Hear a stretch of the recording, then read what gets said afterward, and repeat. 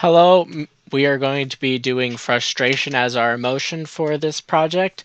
I'm Dan Falter, and my partner is Lorenzo Raymuno, and we were the group Falzo. Introduction.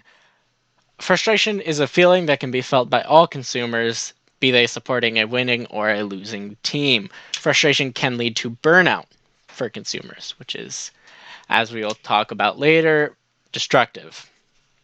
There are two definitions which are kind of focused on different parts of frustration. The first one is psychology. Psychology defines frustration as the emotional state that a person experiences when needs, wants, and desires are not readily available or not attainable. On the other hand, business defines frustration as the undoing of a plan or project, or prevention of the performance of a contract, usually by events, occurrences, or forces beyond anyone's control. We had three main research questions.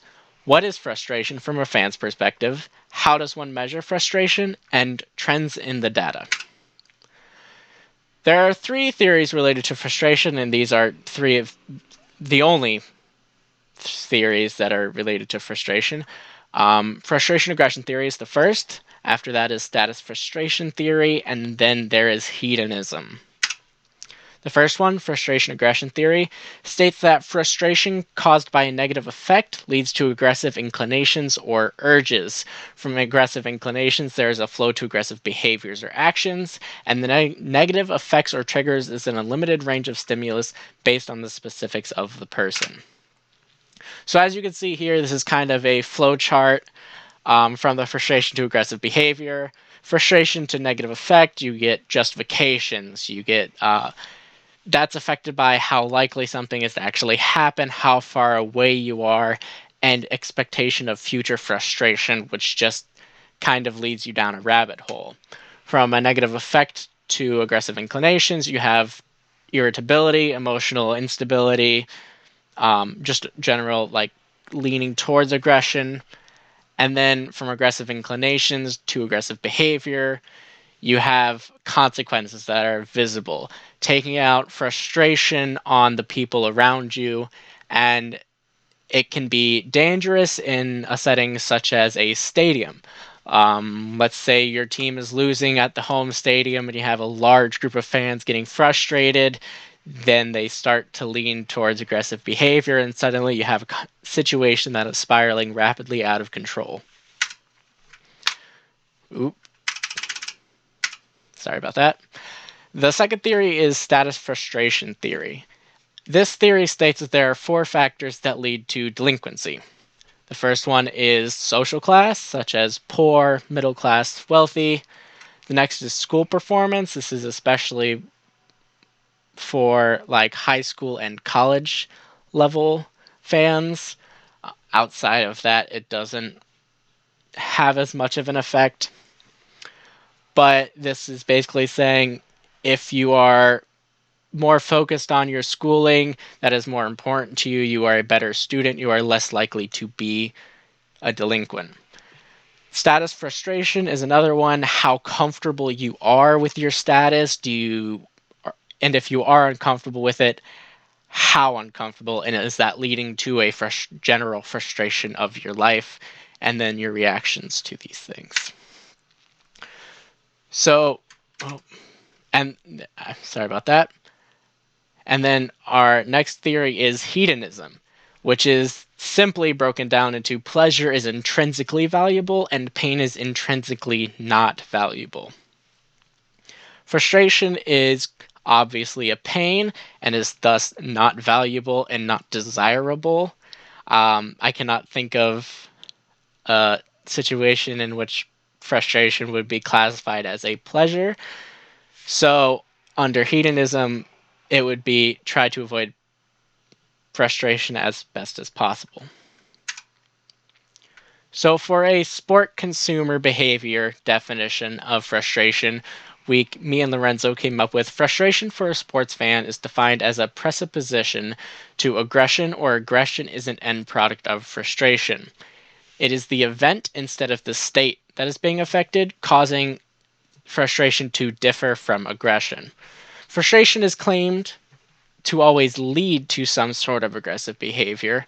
Although there are many possible outcomes from frustration, aggression is just a much more dominant type of behavior, so it is the most readily seen and heard.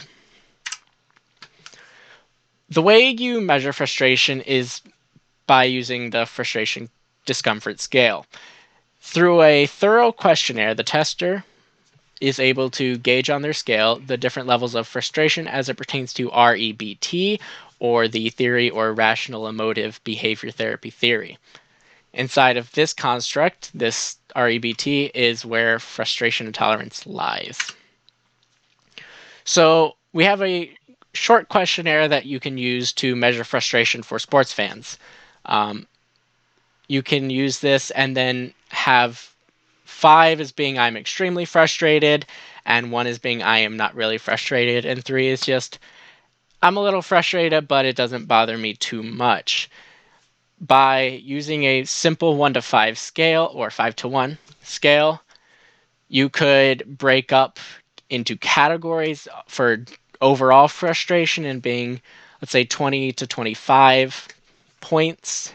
After the 5 questions could be an extremely frustrated fan, and those are the type of fans we need to figure out what is wrong so that we can avoid losing them as our fans. So the research trends, researchers have been using the frustration aggression theory as a basis for frustration research for a long time. It was almost directly after it was developed they began using it. It's a benchmark that they use to help define frustration and how it is able to fuel aggression.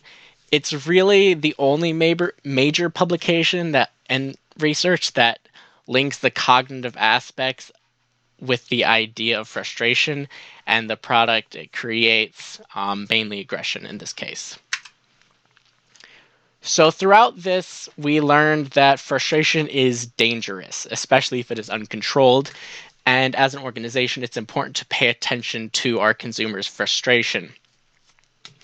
One of the worst things that can happen is a consumer just becomes incredibly frustrated with us as an organization, and either they stop watching or they stop watching and they tell others that they should either not start or should also stop watching and consuming.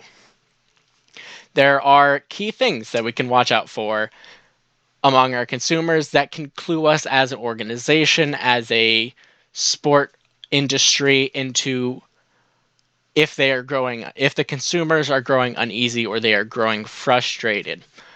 Another thing we learned is that burnout is very real.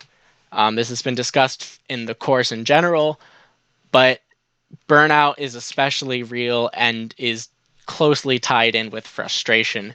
If you become increasingly frustrated and you feel like every time you are consuming something, it is just increasing that frustration, you're obviously not going to continue to consume it.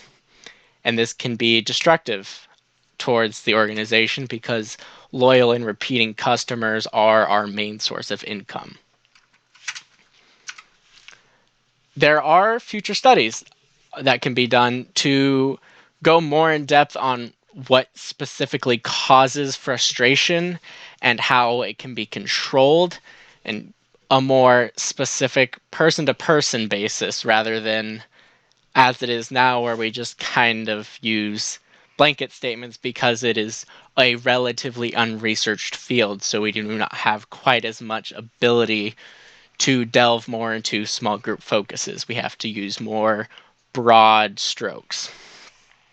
Frustration is also linked strongly to aggression, but there are potential positive links as well that we haven't necessarily researched and haven't necessarily been able to or tried to understand. Frustration has potential to increase our viewers' experience. And so we need to continue to learn about frustration and how it affects the viewers and how we can keep it from becoming aggression and burnout and push it towards something more positive, such as growth of the organization. These are our citations. Thank you and have a wonderful day.